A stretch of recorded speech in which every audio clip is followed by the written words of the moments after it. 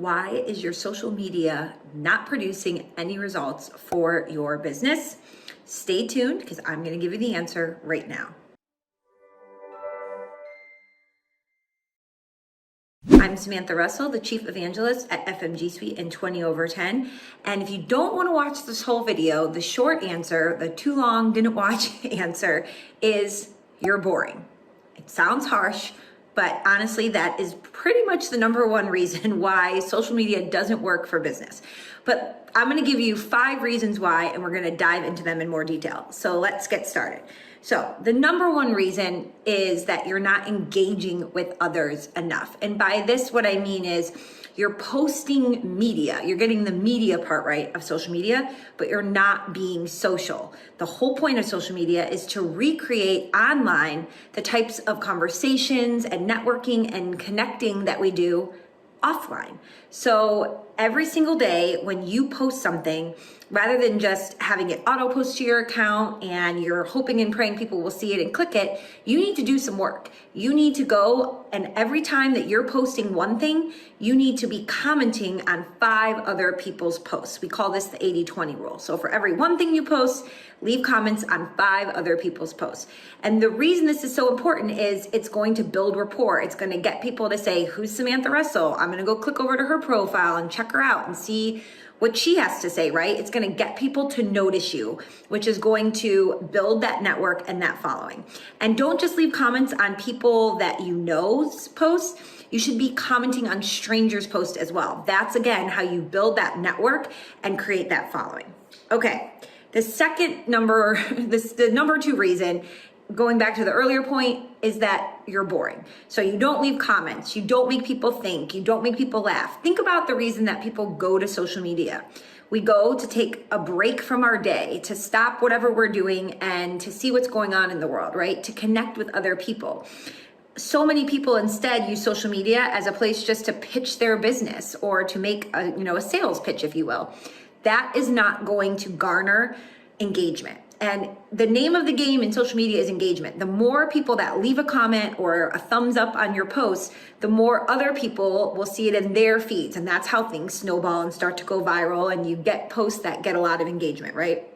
So again, when you're thinking about what to post, you want to really stop the scroll. You want to stop people in their tracks and get their attention. So here's a great example from Dave Zoller. He says, can I deduct golfing if I discuss business? The temperature in Chicago is warming up and people are hitting the links. And then he says, here's a short video on what you can and can't discuss. In the comments, tag a golfing buddy that you can discuss business with, right? So what is this post getting right? It's talking about current events that are happening locally, right? In Chicago, the temperatures are warming up. It also is really, really hyper targeted to his audience of business owners. So they're going to want to know the answer to that question. Can I deduct this from my taxes? And then, of course, the idea that he says tag a golfing buddy that you can discuss business with also really helps because people are going to start tagging their friends on the post. Here's another example from Dave Lowell just recently when everything was going up and down with crypto at the end of January 2022. He has this great post that's stock and crypto going down. Here's how this plays out emotionally. And he starts to take you on this roller coaster ride of how you're feeling as an investor, right? It works because it taps into our emotional response that we're all collectively having if we're watching what's happening with crypto. So just 2 examples of how to not be boring on your social feeds. Okay, the number 3 reason why your social media isn't producing results is that you don't use the what's in it for me mindset.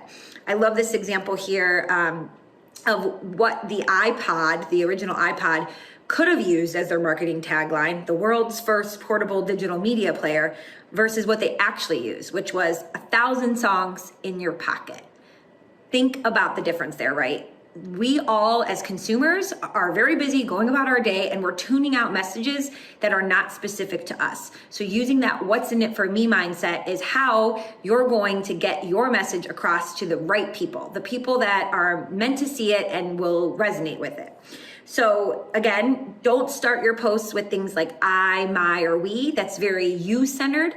Instead, you want to change it and be centered on the other person to, again, stop their scroll. So let's say you have a blog post that you just wrote. You wouldn't write, My latest blog post covers everything you need to know about the recent market correction. Instead, you would start it with, does all this market volatility have you questioning the allocation of your portfolio?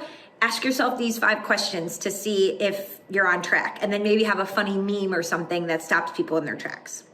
Okay, number 4 reason why it's not working, you never get personal. If you were to ask anybody right now, what is the most popular post they've shared on LinkedIn or Twitter or any of these platforms, it's going to be something like when I announced the birth of my new child, or when I posted a picture of my fiance and I when we announced our engagement, or at the end of the year when we share our company post and how we've given back to the community.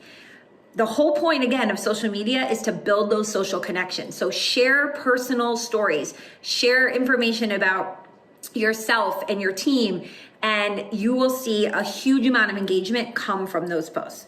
And number 5, the last one, is that you have no opinion. Everybody wants to be known as a thought leader, but nobody wants to share an opinion that others will criticize or disagree with. You can't have it both ways. You have to have an opinion for people to start that conversation, right? So if everything you're posting is a statement that everyone agrees with already, you're not a thought leader. I hate to say, you're a thought follower. And you might get some thumbs up on your post, but it's not going to build that conversation and start that dialogue. The content that engages us is the content that makes us think, or that rephrases something we've been thinking about in a new way. You need to have a voice. If you ask any PR expert, how do you get quoted by journalists? They'll tell you, have a different opinion than everyone else the journalist is going to talk to.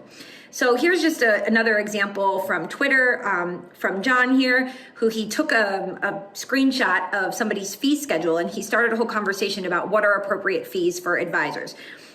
Another great example from Kristen here, she said, can we ban all stock images that look like this, right? Controversial opinions that are going to get people talking. I hope these 5 tips really help you think about your own social media strategy.